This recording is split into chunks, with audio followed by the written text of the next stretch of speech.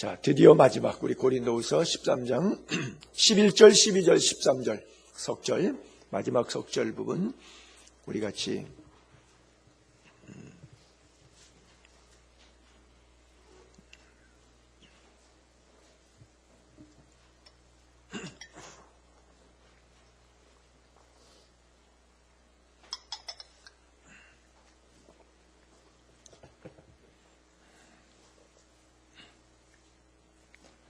제가 11절, 여러분이 12절, 우리 같이 13절 이렇게 읽겠습니다. 마지막으로 말하노니 형제들아 기뻐하라. 온전하게 되며 위로를 받으며 마음을 같이하며 평안할지어다. 또 사랑과 평강의 하나님이 너희와 함께 계시리라. 거룩하게 입맞춤으로 서로 문안하라. 주 예수 그리스도의 은혜와 하나님의 사랑과 성령의 교통하심이 너희 무리와 함께 있을지어다. 아멘. 자, 사도 바울의 마지막 당부이죠. 주님의 은혜, 하나님의 사랑, 성령의 교통하심, 삼위일체 하나님에 대한 축복, so blessing, 하나님의 축복을 그들에게 빌고 있습니다. 자, 그런데 여기 마지막 당부, 한마디로 요약하면 여러분들이요, 성숙한 그리스도인들이 되십시오. 온전한 그리스도인이 되십시오. 그것이 사도 바울의 마지막 당부예요. 그리고 바울이 기도하는 것이 하나님, 성도들이 이렇게 기도했으면 좋겠습니다. 고난을 피할 수 있게 해주세요. 고난 당하지 않게 해주세요. 이런 기도하지 않고 하나님, 내가 죄짓지 않고 깨어 의를 행하는 성도의 삶을 살게 해주세요. 이런 기도를 교인들이 하게 해주세요. 바울이 그런 기도의 제목을 갖고 있는 거예요. 자, 우리 그렇잖아요.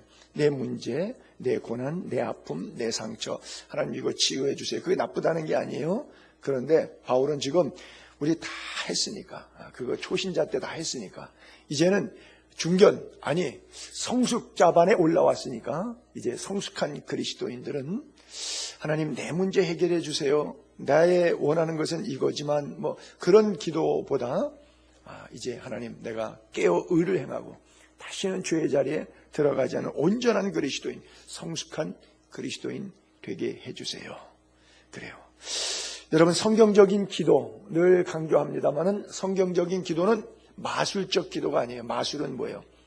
원하는 대로 뒤집어지는 거죠. 원하는 대로 변화되는 거죠. 원하는 대로 바뀌는 것이죠. 이 마술적 기도가 성경적 기도가 아니라 나를 쳐서 복종해서 하나님의 은혜해 주신 것 감사합니다. 나 죽어도 싼데, 비참하게 죽어도, 마른 막대기만도 못하고 부지깽이만도 못하고 죽은 벌레만도 못하고 잿더미만도 못한 이 더러운 추악한 연약한 인생인데 나를 구원해 주셨으니까 남은 생에 하나님 구원받은 자로서의 은혜의 생활화, 복음에 합당한 삶을 살 수 있도록 그렇게 살기를 원합니다. 그리고 인격적으로 반응하는 거예요. 즉 나를 드리는 거예요. 하나님 내 편 대주세요가 아니라 이제 하나님, 썩을 육체를 위해서 더 이상 살지 않고 내가 하나님 편 되겠습니다. 하나님 마음대로 나를 쓰십시오.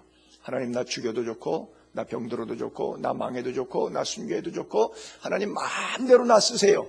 이 단계가 성숙의 단계고 온전한 단계고 거룩할 성자, 무리도자, 성도의 단계라고 하는 거예요. 그래서 무르익고 갑론을박 많이 하다가 결론적으로 고린도후서 마지막 13장 부분에 와서 그때 그들을 성삼위일체로 축복하면서 성숙한 그리스도인들이 됐으면 좋겠다. 그래요. 사도 바울은 고린도후서 1장 시작할 때도 마지막 절에 했거든요. 우리가 너희 믿음을 주관하는 것이 아니고 너희 기쁨을 돕는 자가 되려 합니다. 그랬거든요. 나는 성도들이 신앙생활하는 게 행복했으면 좋겠다. 억지로 율법적으로 하기 싫은데 또 뭐 체면치레로 내가 장로인데 내가 권사인데 안 할 수 있나 뭐 이런 마음으로 안 나갈 수 있나 뭐 안 할 수 있나 뭐 이런 마음으로 억지로 하는 것이 아니라 자원함으로 좀 기쁨으로 했으면 좋겠다. 그래서 나는 여러분들이 기쁘기를 원합니다. 고린도서 1장에도 그렇게 표현했고 지금 이 11절에도 마지막 13장 11절에도 그렇게 시작하죠. 마지막으로 말하노니 고린도 교회의 유언적인 마지막으로 말하노니 첫째, 기뻐하십시오. 그런 거예요. 형제들아, 기뻐하라. 사도 바울은 데살로니가 교회에도 그런 편지했죠. 항상 기뻐하라, 쉬지 말고 기도하라, 범사에 감사하라. 이는 그리스도 예수 안에서 너희를 향하신 하나님의 뜻이라. 여러분, 항상 기뻐하시기 바랍니다. 근데 그렇게 돼요? 안 돼요? 잘 안 돼요? 잘 안 돼서, 잘 안 된 건 미성숙해서 그래요? 성숙해지면 잘 됩니다, 이거. 어떤 상황 속에서도 일희, 일비하지 않고, 어떤 상황 속에서도 하나님은 신실하시고, 하나님은 나를 붙드시고 계시고, 하나님의 약속은 나를 향해서 변함이 없으시다. 분명히 믿으면 내가 상황과 관계없이 기쁜, 평안한 그런 신앙생활을 하게 될 줄로 믿습니다. 그래요. 근심하지 말고 기뻐하라. 하나님의 명령이에요. 자, 그래서 기뻐하는 가운데 거기 4토막을 냈는데 사실은 전체는 6개지로 토막을 냈습니다. 첫째는 기뻐하라 그렇게 표현하고, 두 번째는 온전히 회복하라. 온전하게 되며 이렇게 써 있잖아요. 온전하게 회복하라. 여러분, 온전하게 회복되는 것은 하나님 안에서만 가능합니다.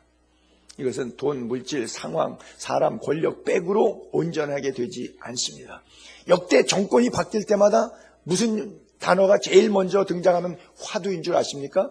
개혁. 적폐 청산하고 내가 개혁하겠다고. 그렇죠? 누구든지 다 그 말하고 시작해요. 내가 나라 똑바로 세우겠다. 역사 똑바로 세우겠다. 개혁하겠다. 다 그래요. 개혁 몇 차례 말씀드린 것 같은데, 한자로 고칠 개자, 가죽 혁자. 개혁이란 뜻은 가죽을 고친다. 그러면 그 개혁이란 단어하고 좀 단어가 좀 생경스러워요.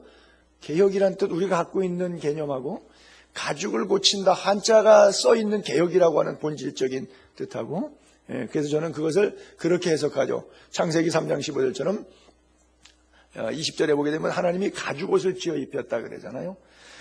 무화과 나뭇잎이었는데 그것을 버리게 하고 하나님이 만드신 가죽옷을 지어 입혀서 에덴에서 내보내시고, 언제까지? 아들 예수 그리스도의 어린 양 희생을 통해서 완전한 구원을 이룰 때까지 부분적인 구원, 일시적 구원으로 에덴을 추방하실 때 구원의 예표로, 어린 양 희생 예수 그리스도의 피 흘림에 대한 예표로 한 마리의 가죽의 희생을 통해서 가죽을 취하시고 그 가죽 옷을 지어서 입히셔서 내보내셨거든요.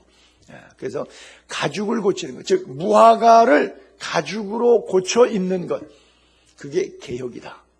저는 그렇게 생각하는 거죠. 그래요. 한 마리의 희생이 있었던 것처럼 오늘도 예수 그리스도의 희생이 있기에 진정한 개혁이 우리 안에 있습니다. 온전하게 되는 비결은 오직 예수 안에서만 가능하다 믿게 되기를 바랍니다. 그리고 또 세 번째는 위로를 받으라. 그래요. 여러분, 내가 힘들 때, 뭐 상을 당하고 뭐 병원에 입원하고 뭐 경제적으로 힘들 때 누가 위로자가 찾아와서 도와주고 덕담 한마디 해주고 힘되는 말 한마디 해주면 행복해요. 힘이 돼요. 능력이 돼요. 그것이 굉장히 위로가 돼요. 그렇죠? 그런 경험들 있죠. 그런데 여러분 생애에 찾아오셔서 하나님의 말씀으로 하나님이 직접 위로하신다 그러면 얼마나 힘이 되겠어요? 여러분, 하나님의 위로 받아보신 적 있어요? 없어요? 위로를 받을 만한 일을 해본 적이 없어요? 긍휼히 여기는 자는 복이 있나니, 저희가 긍휼히 여김을 받는다 그랬는데 남을 위로해 본 적이 없어. 그냥 잔인해가지고 아픈데 그냥 더 아프게 그냥 불난 집에 부채질만 해봤지 남을 위로해 본 적이 없으니까 하나님의 위로의 손길을 경험한 적이 없죠. 그래요?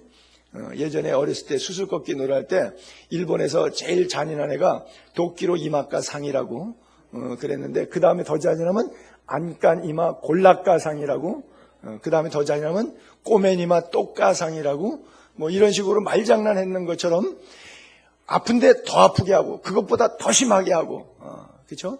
근데 우리 하나님은 상처를 주었지만 그 상처를 위로를 통해서 다시 회개하고 힘을 얻고 회복시키기 위해서 주시는 상처예요. 여러분들이 하나님의 위로를 받게 되기를 바랍니다. 사람의 위로는 그 받은 위로 때문에 또 실망이 되기도 해요. 그렇잖아요. 여러분 그 사람 때문에 위로 너무 받았어요. 힘을 얻었어요. 근데 그 사람 때문에 얼마나 분노하고 화나고 막 그런 경험이 있어요. 사람의 위로는 감정적이에요.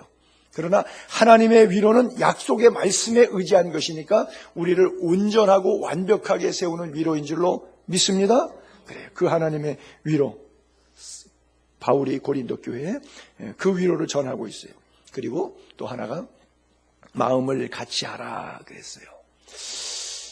뭐 우리 교회나 고린도 교회나 역사상의 모든 지상의 교회는 투쟁하는 교회이기 때문에 문제가 많은데, 뭐의 문제죠? 마음이 둘이니까 문제죠. 그래서 초대교회 사도행전에 보게 되면 마음을 같이하여 오로지 기도에 힘쓰니라, 또 한마음 한뜻 이런 표현들을 많이 쓰지 않습니까? 마음을 하나로 묶는다는 것은 굉장히 어려운 이야기입니다. 여러분 그리스도 안에서 마음이 하나 될 수 있도록 애써 봅시다. 성령 안에서 너희가 하나됨을 힘써 지키라, 그런 말씀 있지 않습니까? 서로 화목하고 조화롭게 잘 지내도록. 고린도 교회 마지막 정리하면서, 형제들아, 나는 너희 교회가 이렇게 좀 하나가 됐으면 좋겠다. 바울파, 아볼로파, 게바파, 그리스도파 계속 시기와 분쟁, 싸움하고 그러는데 하나가 되라. 마음을 같이 하라. 그리고 또 다섯 번째는 평안하라 그랬어요. 여러분 평안은 어디에만 있어요? 돈 안에만 있죠? 하나님 안에만 있습니다. 돈 놓고는 평안이 없어요. 이게 싸워요.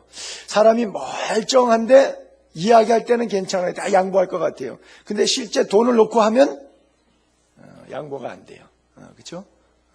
왜 부부지간에 그런 얘기죠. 좀 옆으로 나가서 예를 들어서 소비를 많이 하는 아내나 소비를 많이 하는 남편 쪽에 있을 때 반대편에서 배우자가 그런 얘기하죠. 당신 그것 좀 그만 사. 알았어, 나 절대 안 사. 말할 때는 근데 또 물건 가게 앞에 가서 보니까 절대 사. 그래갖고 싸우죠. 그렇죠? 그러니까 견물생심이라 그러지, 돈 없이 얘기할 때는 아주 점잖은데 돈 놓고 얘기할 때는 그때는 그 점자는 어디 갔어요? 없어요. 그렇죠?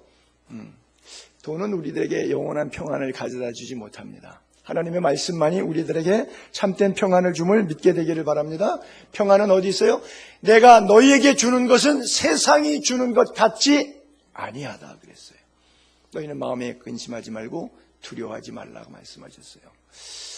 예전에 예화집에 보면 그런 글이 있었는데, 평화를 주제로 하는 그림 대회가 있었는데 1등 상품이 어떤 작품이 1등상 됐냐면, 그냥 태양이 반짝반짝 빛나는 시골의 아주 목가적인 풍경 속에 소들 그림이 밭갈이 하면서 아담한 초가집 기와집들이 서로 어울려서 이웃들이 화사하게 웃으면서 마을에서 놀고 잔치하고 있는 그런 모습의 그림이 1등 된 게 아니고, 풍랑이 막 일어나고 어두컴컴한데 번개가 막 내리치고 배가 뒤집히기 직전까지 파선이 있고 있는데, 그 바닷가 끝자락의 해변에 오두막살이 집이 한 채 있는데, 그 오두막살이 집 처막 끝에 참새라 그럴까 제비라 그럴까 새 2마리가 머리를 맞대고 졸고 앉아 있어. 앞에는 기카막고 파도가 치고 배가 뒤집으려고 그러고 난리를 쳐도 상관없어. 얘네들은 지들끼리 너무 좋아.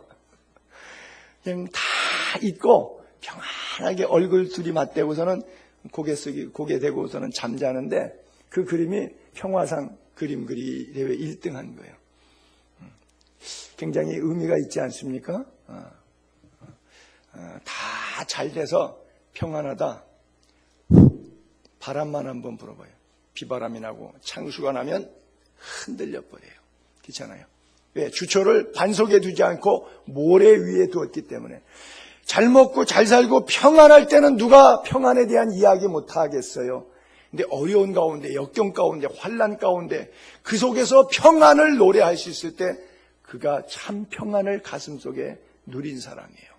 나는 여러분들이 세파와 상관없이, 상황과 상관없이 늘 주님이 주시는 평화로다 하늘 위에서 내려오네. 그 평안이 여러분들의 가슴에 가득 차 있게 되기를 바랍니다.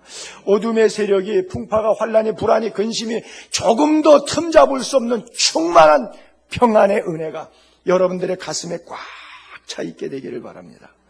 그래요.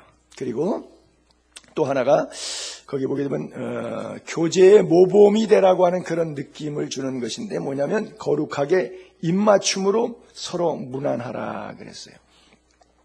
우리 한국에는 절하죠. 절해요. 서양 사람들은 악수합니다. 근데 성경시대의 흉내를 내겨서 지금도 그렇게 하는데 제가 그리스 사람 만나면 집시던 동네 사람이든 오랜만에 만나면은 우리 손잡고 양쪽 볼에다가 비벼대죠. 반갑다고요. 그런데 그것이 이제 일상인데 성경시대에 그랬어요. 그러니까 그냥 입맞춤이 아니라 예전에 키신저, 헨리 키신저라고 하는 사람이 러시아를 방문했는데 러시아 그 당시에 국무장관이 누군지 내가 이름을 기억 못하는데 그 사람하고 국무장관들끼리 러시아하고 그 당시에는 구소련이죠. 키신저가 미국의 국무장관 할 때 만나서 뭐 회담하고 뭐 그럴 때 만났는데 볼에다가 서로 이렇게 막 안고 이렇게 인사하면서 그러더라고요. 여러분 미소가 양극화돼 갖고 서로 전쟁 핵노름할 때 군축무기 협상하기 위해서 국무장관 둘이서 만났는데 러시아 사람하고 키신저가 미국 사람하고 만났는데 둘이 악수하면서 볼을 갖다가 가슴을 끌어안고 볼에다가 양쪽 볼을 이렇게 비벼요. 입 맞춰요. 보기 좋죠? 속내가 그래요? 속내는 어떨까요? 이 죽일 놈. 왼수지간이죠. 그럼 입 맞춘다고 다 입 맞추는 거예요? 바울이 지금 그 얘기하고 있는 거예요. 저기 입 맞춤 앞에 무슨 단어 써 있죠? 거룩하게. 솔직히 말해서 우리 성도들도 그렇잖아요. 안부, 인사, 속으로 본총 탁 떼서 들고서는 미워하고 시기하고 질투하고 그 사람에 대해서 제3자에게 인신공격 비난해대면서 앞에서 볼 때는 거룩한 입맞춤으로 평안하시죠? 별일 없으시죠? 안녕하세요? 제발 이거 하지 말자는 거죠. 저기 그냥 단어로 스쳐 넘어갈 수 있지만 바울은 고린도 교회 안의 분파로 인해서 교인들의 가진 갈등 싸움 때문에 그들이 갖고 있었던 그 입맞춤이 어떤 입맞춤인지 너무 잘 알았어요. 그렇잖아요. 제가 아까 표현했던 그 미소 국무장관들의 입맞춤 같은 그런 입맞춤.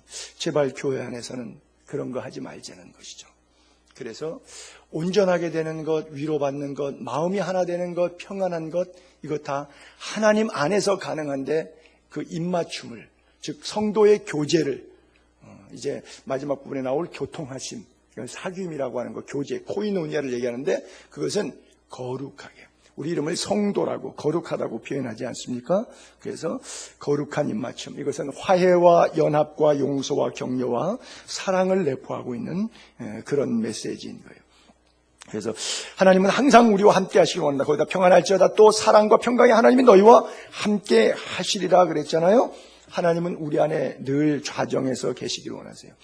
하나님은 그토록 원하시는 것이 우리 안에 들어오셔서 우리의 왕 되시기를 원하세요. 여러분의 왕, 로드십, 주권을 주님께 내어드리고 있습니까?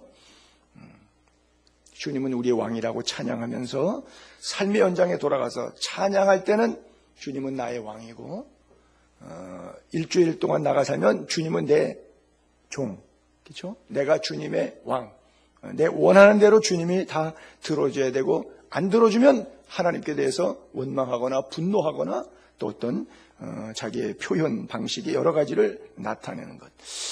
하나님께서 끊임없이 여러분들을 사랑하심을 여러분 가슴속 깊이 믿게 되기를 바랍니다. 자, 하나님의 뜻 한번 볼까요? 예레미야서의 29장 21절에 말씀하셨던 것 다 같이 읽어봅시다. 11절, 12절, 13절 시작. 여호와의 말씀이니라. 너희를 향한 나의 생각을 내가 아나니 평안이요 재앙이 아니니라.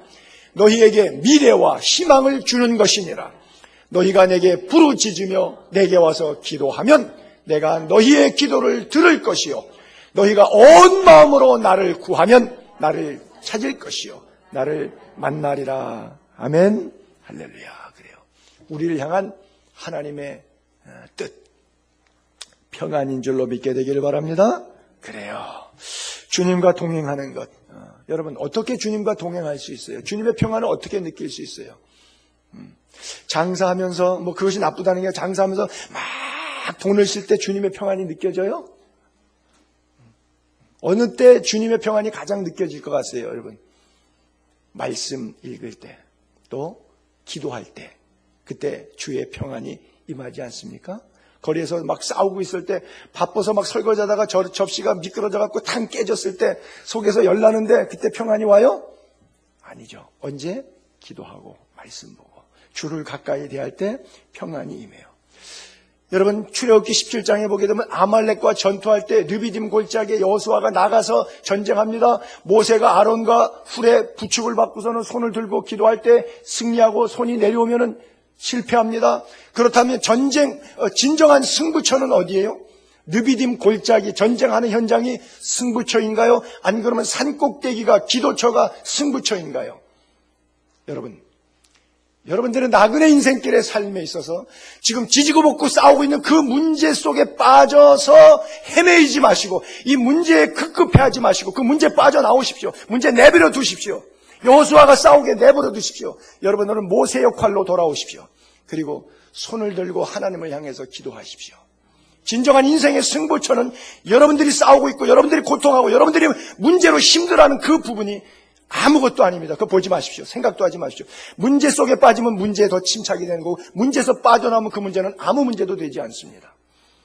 기도하지 않는 것이 문제예요. 말씀 앞에 살지 않는 것이 문제예요. 내 삶에 뭐가 없고 있고 만나고 되고 안 되고 이게 문제가 아니라 내가 하나님 앞에 무릎이 꿇어져 있느냐 무릎이 꿇어져 있지 않느냐 여기에서 인생의 삶의 승부처가 나는 거예요. 진정한 승부처가 어디인지 볼 수 있게 되기를 바랍니다. 여러분 다윗이 골리앗을 이깁니다. 근데 골리앗이 문제가 아니에요. 뭐가 문제인 줄 아십니까? 자기 친형 엘리압이 문제예요. 그리고 자기를 파송해서 내보내야지 될 이스라엘의 왕 사울이 문제예요. 보세요. 전쟁에 나가겠다. 할례 받지 못한 개 같은 종자가 어떻게 여호와 이스라엘의 군대 이름을 이렇게 모욕할 수가 있겠느냐. 전쟁이 여호와께서 했는데 내가 나가서 저 할례 받지 못한 종족을 없애버리겠다. 골리앗이 누구고 블레셋이 누구이간데 감히 하나님의 군대를 모욕하느냐. 그리고 나가겠다 그랬더니 큰형이 뭐라고 말해요?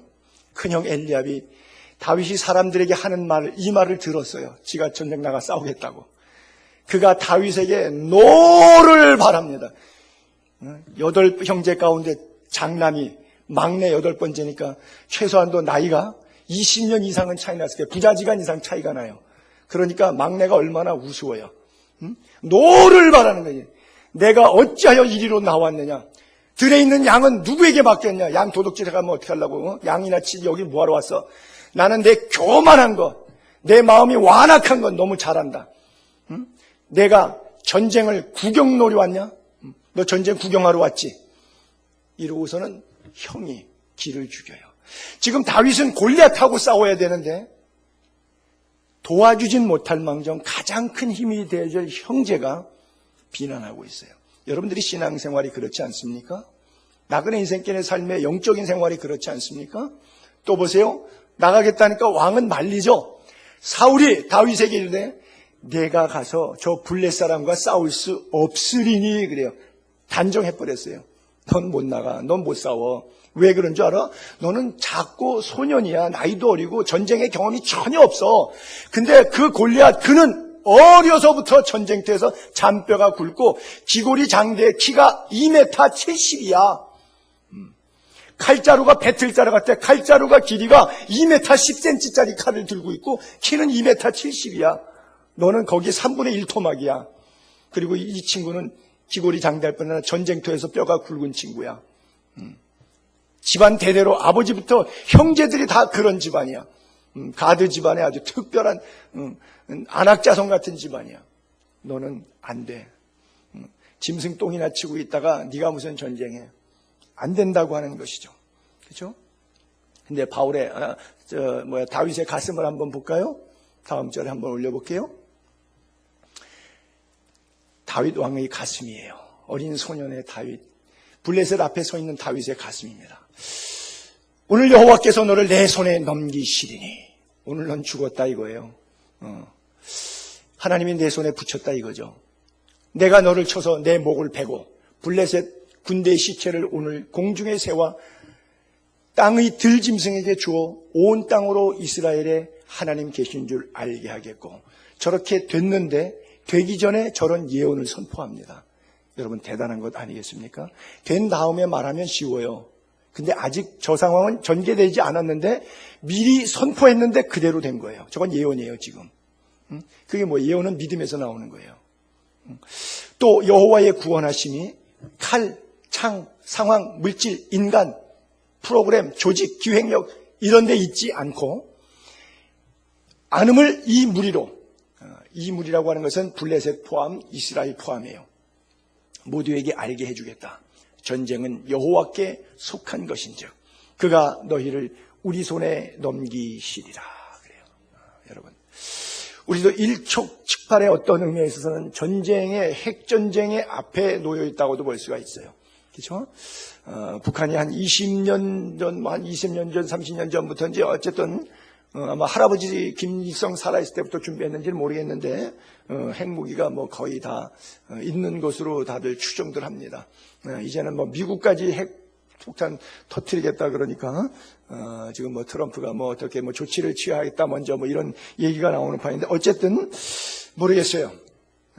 하나님이 이 민족의 회개가 필요하면 핵을 주실 수도 있고요. 우리 가슴에 뭐 혹자는 죽을 사람도 있고 혹자는 살아남을 사람도 있겠죠. 그러나 우리가 기도하는 것은 다시는 50년도와 같이 50년을 되돌아가는 사태의 비극이 이 민족 가운데 있지 않기 위해서. 왜냐하면 우리는 지금 뭐 거의 전쟁을 모르는 세대의 사람이잖아요. 그렇잖아요. 여기 1950년도에 전쟁 났는데 나이 1950년생 이후 세대는 뭐 전쟁 세대라고 해봐야 뭐 두세 살 때 같으면 뭐 모르니까 그러니까 실제적으로는 1940년 아니요 1930년생 되면 6.25 때 20살 터진 거니까 그때 학도 우용병으로 나갈 수 있는 그 정도 연령대예요. 그러니까 1930년 이후에 태어난 사람들은 사실은 전쟁의 그 비참함에 대해서 이렇게 피부로 많이 오지는 잘 않을 거예요. 그러니까 전쟁 무서운지 모르는 그런 세대에 우리가 살고 있지만 인류의 최대의 하나님의 진노의 손은 전쟁입니다. 6.25 때 우리가 복음을 받았지만 복음대로 살지 못할 때 교파가 계속 갈라지고 교회가 부패하고 성직 매매하고 이럴 때 우리가 정말 6.25의 아픔을 겪었고요. 선교사들이 왔지만 복음을 배척했을 때 일제시대에 36년에 선교사로부터 복음의 어떤 강점이 아니라 일제의 강점을 당하는 그런 아픔들을 겪었어요. 필요하다면 하나님께서 우리 민족에 전쟁을 주실 수도 있어요. 그것은 몰라요. 그러나 우리 모두의 5천만 결의 꿈은 아무도 전쟁 없이 좌경화도 아니고 우경화도 아니고 복음화돼서 통일돼서 핵무기 시설들이 경제시설로 바뀌어서 정말 창과 칼을 없애서 낫과 보습으로 만들어서 7천만 결의가 손을 잡고 7억 5천만의 75억의 인구 미전도 종족을 향해서 복음을 전하는 일에 이 민족이 쓰임받았으면 좋겠다. 우리가 날마다 부르짖는 기도의 제목이 그건데 다윗이 전쟁은 여호와께 속했다. 여러분 믿습니까? 자 보세요. 다윗이 골리앗과 싸웠던 그 전쟁은 여호와께 속했다고 써 있으니까 여러분들 거기까지는 인정을 해요. 여러분들이 거기까지 인정을 하고 계신다고. 근데 오늘 여러분들이 싸우고 있는 삶의 현장에서 영적 전쟁, 이것은 여호와의 손에 있다고 믿는 사람들이 많지 않을 거예요. 살다 보니까 이런 일도 있고 저런 일도 있고 뭐 그럴 수도 있지 이렇게 생각하죠. 그렇지 않습니다. 그것도 여호와의 손에 있음을 믿게 되기를 바랍니다. 그렇다면 우리가 뭐 해야 돼요? 기도해야 돼요. 우리가 다윗의 심정을 우리의 가슴 속에 받아야 돼요. 골리앗 전쟁만 하나님이 취급하신 전쟁이고 지금 나의 삶의 현장에 있는 영적 전투는 하나님이 취급 안 하신다고 생각하면 안 돼요. 지금 하나님이 손대고 계신 거예요. 이 민족을 향해서, 우리 교회를 향해서, 내 개인을 향해서, 우리 가정을 향해서 영적 전쟁에 하나님의 손에 있음을 믿게 되길 바라고 그분께 우리들의 모든 영적 전투를 주님께 올리워 드리게 되기를 바랍니다. 그래요.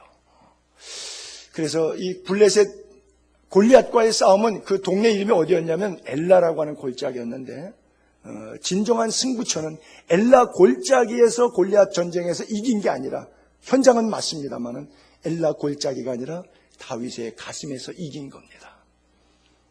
여러분들의 삶의 문제 거기에 매이지 마시고 가슴에서부터 복음으로 승리하는 여러분 될 수 있기를 바랍니다.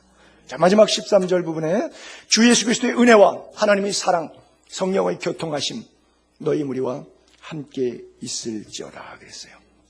자, 우리가 예배 시간마다 축도할 때 주로 이 기도문으로 축도를 마감하죠.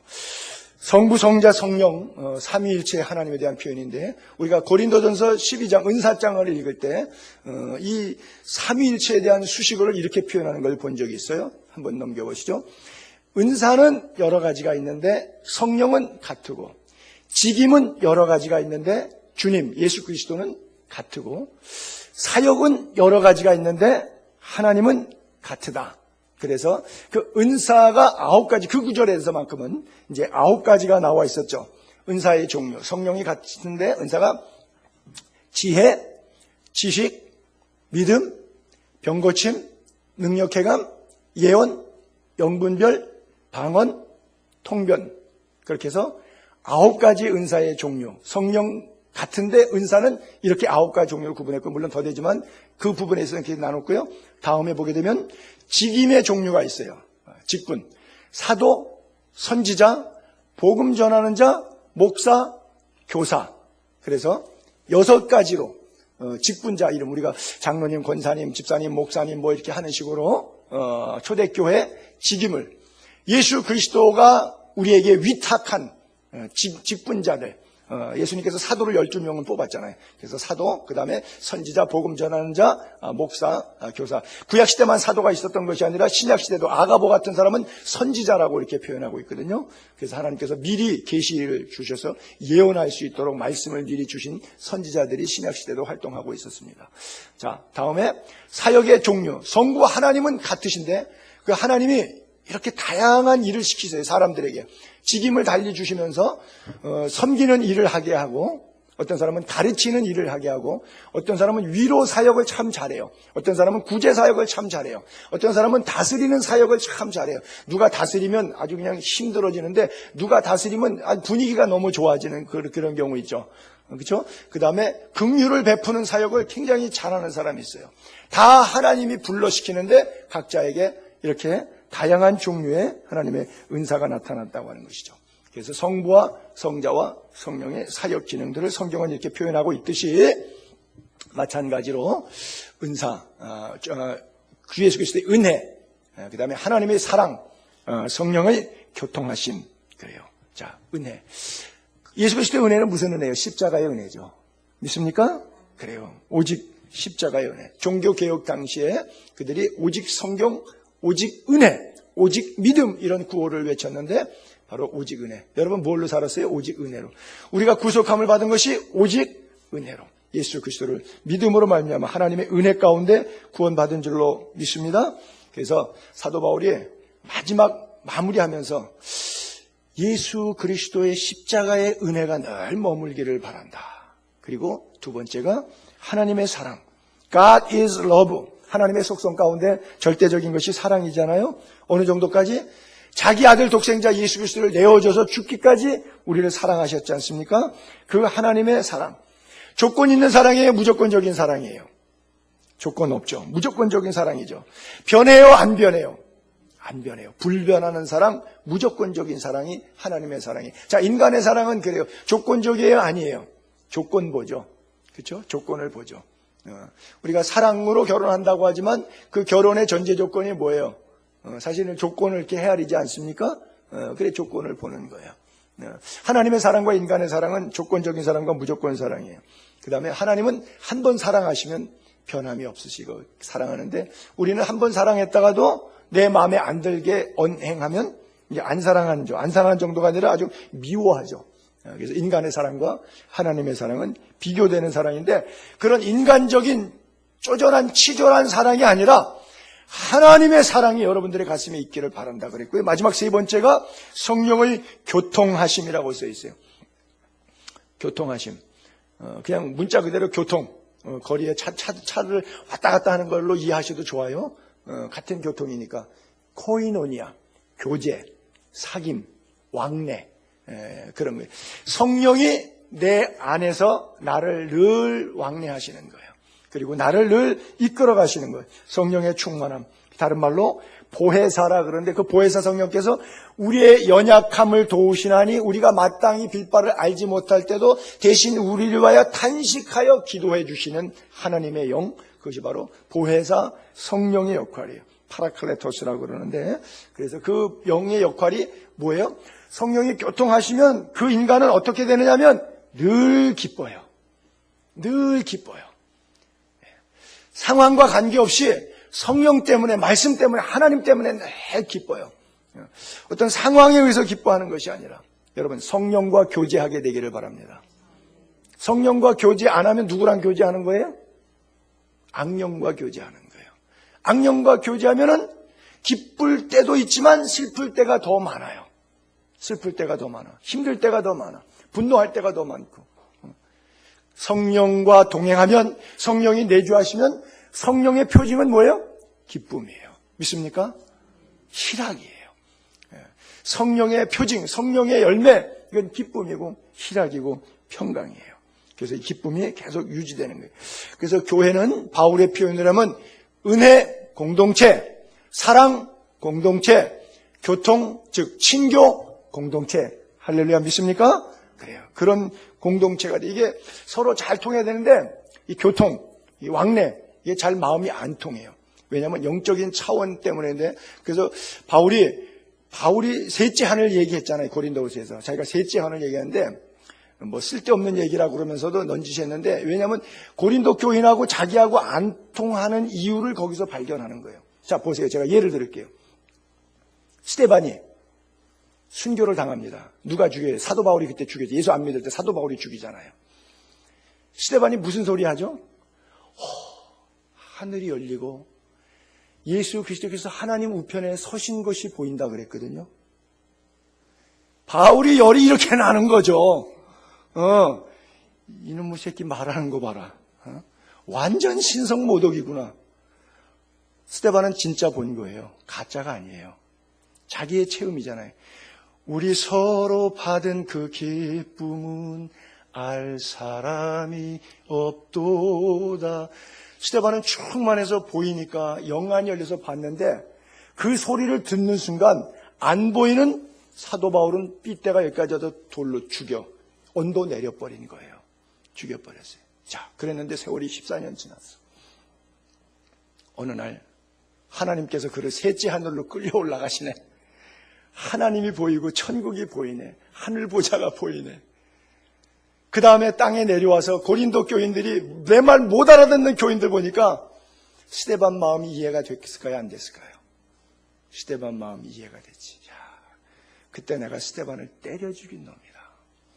그 하늘의 음성 듣지 못해서 내 고집대로 내 율법에 사니까 그 위대한 스데반 집사님의 그 영적인 메시지를 내가 이해를 못하니까 나쁜 놈이라고 욕하고 돌 맞아 죽일 놈이라고 너 혼자 잘났다고 그러고 욕하고 내가 죽였구나. 셋째 하늘에 올라간 다음에 얼마나 울면서 회개했을까요? 그래요. 여러분, 하나님의 은혜에 푹 젖어서 정말 바울이 경험했던 주 예수 그리스도의 은혜, 십자가의 은혜, 하나님의 말로 다할 수 없는 사랑, 그리고 성령의 충만함 속에 교통하고 셋째 하늘까지 넘나들 수 있는 그 교통하심이, 코이노니아, 성령의 사귐이 제발 여러분 모두에게 있을지어다. 그래서 얼마나 이게 애절한 축복인 줄 아십니까? 그냥 쑥 지나가서 한 절로 끝나버리니까 말지만 고린도 전후서 전체를 마감하면서 바울의 마지막 절절한 애절한 절규와 같은 부탁이고 축복의 메시지인 거예요. 바라기는 여러분, 우리 예수의 위해 사랑하는 지체들의 가슴에도 주 예수 그리스도의 은혜, 그리고 하나님의 그 크신 사랑, 성령의 내주하시고 교통하시고 늘 여러분 가슴에서 왕래하시는 남편의 가슴에도 들어가고 아내 가슴에도 들어가고 자녀 가슴에 부모 가슴에도 들어가면서 우리 가정을 화목해 하시고 서로 사랑하고 이해하게 하시고 스데반의 환상을 셋째 하늘에서 바울이 또 본 것처럼 서로가 보고 느끼고 하늘의 천국 소망으로 가득 찬 목회자와 성도, 여러분들의 가정, 사업, 일터, 자녀들 될 수 있기를 거룩하신 주님의 이름으로 두 손 들어 축복합니다.